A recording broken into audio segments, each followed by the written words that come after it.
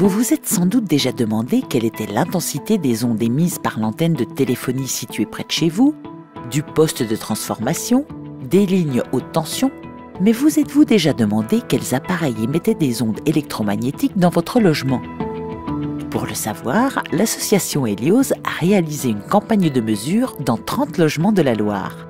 L'opération Onde at Home, soutenue par la région Rhône-Alpes, a permis d'apporter des informations sur les sources de pollution électromagnétique dans les logements et de donner des conseils et des informations personnalisées.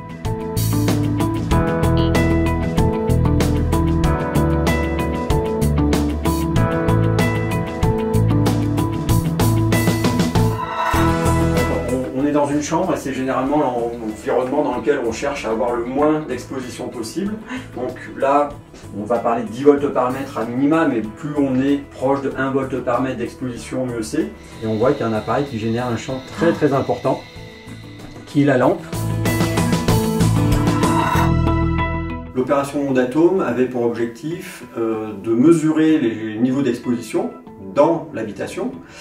Bien évidemment, on peut être soumis à des expositions extérieures, mais en règle générale, on est beaucoup plus soumis à des expositions, à des pollutions de champs électromagnétiques à l'intérieur de son logement par les équipements qui sont à l'intérieur du logement. Les mesures de champs électromagnétiques permettent déjà de quantifier les expositions et sensibiliser les particuliers à leur exposition au quotidien, notamment dans la chambre ou dans le salon, quand on regarde la télé, quand on est couché, qu'on se repose, on est beaucoup plus sensible à ces champs électromagnétiques. Donc il faut s'en préserver autant que possible, donc appliquer le principe de précaution par rapport à ces émissions et autant que possible éloigner ou éteindre les appareils qui génèrent ces champs. J'ai eu envie de participer à cette opération pour permettre à ma famille d'évaluer, de discuter ensemble sur les impacts que peuvent avoir des appareils électromagnétiques. Alors j'ai été assez étonnée, je pensais que la Livebox notamment avait une beaucoup plus grande diffusion d'ondes que ça.